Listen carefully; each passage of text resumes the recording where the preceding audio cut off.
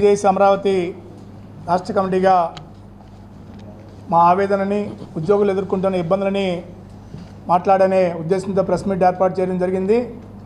మా ఆవేదనని మా సమస్యలని ప్రభుత్వం ప్రశ్నిస్తుంది అనుకుంటారో విమర్శిస్తుంది అనుకుంటారో మాకైతే తెలియదు. కానీ ఇవాళ ఉద్యోగులు ఎదుర్కొంటున్న ఇబ్బందులు తీవ్రతరం అవుతున్నాయి రోజు రోజుకి. కానీ ఇవాళ ప్రభుత్వం ఉద్యోగుల సమస్యలు పరిష్కరించాలని ప్రభుత్వం ఎన్నికల ముందు కూటమి ప్రభుత్వం ఇచ్చిన హామీలను మాత్రమే అడుగుతుంటే ఇవాళ ఉద్యోగ సంఘాలుగా ఉద్యోగులుగా ఏదైతే తప్పు చేస్తున్నట్టు ప్రజల్లో చిత్రీకరించాలని ప్రభుత్వం ఏదైతే ప్రయత్నం చేస్తుందో అది చాలా బాధాకరం అని చెప్పి దీన్ని తీవ్రంగానే మేమైతే ఖండించడం జరుగుతుంది. ఎందుకంటే ఉద్యోగులకు జీతభత్యాలు ఇవ్వాల్సిన బాధ్యత ప్రభుత్వాన్ని. గౌరవ ముఖ్యమంత్రి గారు ఇవాళ ఉద్యోగులకు సంబంధించిన జీతభత్యాల ఖర్చు చాలా ఎక్కువ అవుతుంది, గత ప్రభుత్వం చాలా ఎక్కువ పెట్టింది, ఆ ఖర్చులన్నీ తగ్గిస్తున్నామని చెప్పేసి చెప్తున్నారు. మంచిదే, సంపద సృష్టిస్తూ ఉన్నారు కదా, మరి సంపద సృష్టిస్తారు, మాకు సమస్యలన్నీ పరిష్కరిస్తారు, మంచి పిఆర్సీ ఇస్తారు, ఇచ్చిన హామీ ప్రకారం ఐఆర్ ఇస్తారు, డిఏలు పెండింగ్ లేకుండా ఇస్తారనే ఆశతోనే మేమంతా కూడా కోటి ఆశలతో ఈ కూటమి ప్రభుత్వాన్ని ఎన్నుకున్న సంగతి మీ అందరికీ తెలుసు. మాటికి గత ప్రభుత్వాన్ని సూచిస్తున్నారు మీరు. గత ప్రభుత్వం జీతాలు ఇవ్వలేకపోయింది, పెన్షన్లు ఇవ్వలేకపోయిందని. అంటే ఏ ప్రభుత్వం అయినా చేసిన మంచిని ఆదర్శంగా తీసుకుంటారా, చెడును ఆదర్శంగా తీసుకుంటారా? సీనియర్ ముఖ్యమంత్రి గారు గమనంలో తీసుకోవాలని మేము విజ్ఞప్తి చేయడం జరుగుతుంది. ఇవాళ గత ప్రభుత్వం ఉద్యోగులకు ఎక్కువ ఖర్చు పెట్టిన తగ్గిస్తామంటున్నారు. ఏ విధంగా తగ్గిస్తున్నారో చెప్పాలి. మరి గత ప్రభుత్వం చేసినటువంటి చెడ్డ పనులను మీరు ప్రశ్నిస్తున్నప్పుడు గత ప్రభుత్వం చేసినటువంటి మంచి పనుల్లో కూడా కొన్ని మీరు తీసుకోవాల్సిన ఆవశ్యకత ఉందని చెప్పేసి ఒక సాధారణ ఉద్యోగిగా మేము కూడా మాట్లాడాల్సిన పరిస్థితి. గత ప్రభుత్వం గ్రామవార్డు సచివాలయంలో 150,000 మంది ఉద్యోగులను రిక్రూట్మెంట్ చేసింది. ఆర్టీసీ ఉద్యోగులు 60,000 మందిని ప్రభుత్వంలో విలీనం చేశారు.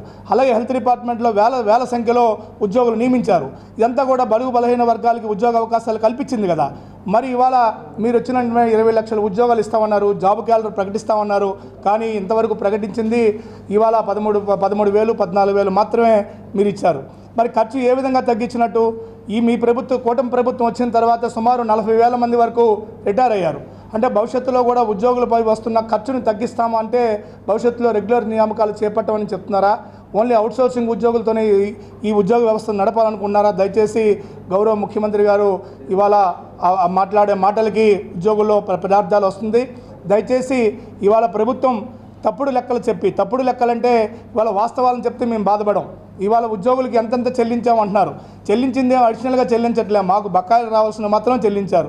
మరి ఈ ప్రభుత్వం వచ్చిన తర్వాత ఆ 5 డిఏలకు సంబంధించి ఎంత చెల్లించాలో మరి లెక్కలు చెప్పలేదు. మరి 12వ పిఆర్సీ సంబంధించి 3 సంవత్సరాలు అయిపోతుంది, దాన్ని ఎప్పుడు చేస్తాము ఎలా చేస్తామని చెప్పలేదు. అలాగే ఐఆర్ ప్రకటిస్తామన్నారు, వచ్చిన వెంటనే మీరిచ్చిన హామీ కదా, మేము అడగలేదు కదా, దానికి సంబంధించి చెప్పలేదు. ఇవాళ ఉద్యోగులు రావాల్సినటువంటి బకాయిలను కూడా మీ శ్వేతపత్రంలో చూపించుంటే చాలా ఆనందపడేవాళ్ళు. అంతేకాదు ఇవాళ సగటున మీరు అన్ని లెక్కలేస్తారు కాబట్టి సగటున మొత్తం బాకీలు గత ప్రభుత్వం ఉంచినటువంటి బకాయిలు కానీ కూటమి ప్రభుత్వం వచ్చిన తర్వాత బకాయిలు కానీ సగటున ప్రతి ఉద్యోగికి సుమారు 2 లక్షల నుంచి 5 లక్షల వరకు బకాయిలు చెల్లించాల్సిన పరిస్థితి ఉంది. వాటన్నిటినీ అంటే చెల్లించలేమని చెప్తున్నారా? చెల్లించాల్సిన బాధ్యత లేదని చెప్తున్నారా? దయచేసి ఇవాళ ఉద్యోగులు ఇవాళ రోజువారీ కూలీగా పనిచేసే వాళ్ళు ప్రైవేటు కూలీలు అయితే ప్రభుత్వ కూలీలుగా మేము కూడా పనిచేసిన కాలానికే జీతాన్ని అడుగుతాం తప్ప అదనపు జీతాలు వేతనాలు మేము అడగట్లేదు, గొంతమ్మ కోరికలు అడగట్లేదు. కాబట్టి దయచేసి ప్రభుత్వం ఉద్యోగులకు సంబంధించినటువంటి ప్రభుత్వం అప్పచెప్పిన బాధ్యత చిత్తశుద్ధితో పనిచేస్తున్నాం. చేసిన పనికి మాకు జీతభత్యాలు చెల్లించాల్సిన బాధ్యత ప్రభుత్వం మీద ఉందని చెప్పి సందర్భంగా విజ్ఞప్తి చేస్తూ ఇప్పటికైనా సరే ప్రభుత్వం ఉద్యోగుల సమస్యల పట్ల ఏపీజేఏసీ అమరావతి పోరాట పందాలో ఉండేటప్పుడు ప్రభుత్వం చర్చలకు పిలిచిన సందర్భంగా ప్రభుత్వాన్ని గౌరవించి 2 శ్రీకాకుళంలో జరిపేటటువంటి ఉద్యమ సన్నాహ సభను కానీ అనంతపురంలో సన్నాహ సభను కానీ వాయిదా వేసుకోవడం జరిగింది. ఇవాళ ఉద్యోగుల్లో చాలా చర్చ జరుగుతుంది, ప్రభుత్వం ఏం హామీ ఇచ్చిందని వాయిదా వేసుకున్నారని చెప్పేసి. దయచేసి ఇవాళ ప్రభుత్వం మీద నమ్మకంతో ఏపీజేఏసీ అమరావతి వాయిదా వేసుకోవడం జరిగింది. తర్వాత చర్చలు జరిపారు.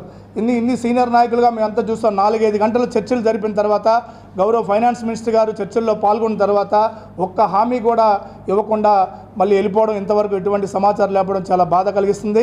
ఇప్పటికైనా సరే ఈ ప్రభుత్వానికి మేము విజ్ఞప్తి చేస్తున్నాం, ఆర్థికపరమైన విషయాల్లో ఎన్నికల ముందు ఇచ్చినటువంటి హామీల మేరకు ఐఆర్ ప్రకటించకపోయినా పెండింగ్ డిఏలకు సంబంధించి కానీ బకాయిలకు సంబంధించి కానీ వీటి ఆర్థికపరమైన అంశాలకు సంబంధించి ఎట్టి పరిస్థితుల్లో వెనకడుగేసే ప్రశ్న ఉండదు. ఎట్టి పరిస్థితుల్లో మా బకాయిలు మాకు చెల్లించాల్సిన బాధ్యత ప్రభుత్వం ఉందని చెప్పి విజ్ఞప్తి చేస్తూ ఆగస్టు 15 నాటికి ప్రభుత్వం చర్చలకు పిలుస్తుంది, సమస్యలు పరిష్కరిస్తుంది. ముఖ్యమంత్రి గారి స్థాయిలో చర్చలు జరుగుతాయని రోజు ప్రకటనలు అయితే వస్తున్నాయి. మాకైతే అధికారికంగా ఏమీ లేఖ రాలేదు. తప్పనిసరి పరిస్థితుల్లో 15 లోపు చర్చించి ఆర్థికపరమైన అంశాల మీద స్పష్టమైన హామీ ఇస్తే పర్లేదు. ప్రభుత్వం నుంచి ఆర్థికపరమైన విషయాల్లో స్పష్టమైన హామీ లేకపోతే ఆగస్టు 15 తర్వాత ఏపీ జేఏసీ అమరావతి రాష్ట్ర కమిటీ ఉద్యమ కార్యాచరణ తీసుకోక తప్పదు. ఏ క్షణంలో ఎలాంటి ఉద్యమ కార్యాచరణ పిలిపించినా సరే వాళ్ళ రాష్ట్ర వ్యాప్తంగా ఉద్యోగులు అన్ని వర్గాలకు సంబంధించి ఉద్యోగులు అన్ని డిపార్ట్మెంట్ ఉద్యోగులు సిద్ధంగా ఉన్నారు. ఈసారి అయితే మాత్రం ఉద్యమం అంటూ ప్రారంభం అయితే ఉద్యోగ సంఘాలుగా మేము బాధ్యులం కాదు. ఉద్యోగులు ఎదుర్కొంటున్న ఇబ్బందుల పట్ల ఉద్యోగుల పక్షాన మాట్లాడే నాయకులుగా చిత్తశుద్ధితో మా బాధ్యతగా మేము నిర్వహిస్తాం. కాబట్టి భవిష్యత్తులో ఉద్యమ కార్యాచరణ ప్రారంభించక ముందే ఆర్థికపరమైన అంశాలు పరిష్కరించాలని ప్రభుత్వానికి విజ్ఞప్తి చేస్తూ, ఆర్థికపరమైన విషయాలు ఇంకా జాప్యం చేస్తే ఆగస్టు 15 తర్వాత ఏ క్షణంలోనైనా ఉద్యమం ప్రారంభించక తప్పదని చెప్పి సందర్భంగా ప్రభుత్వానికి మనవి చేయడం జరుగుతుంది.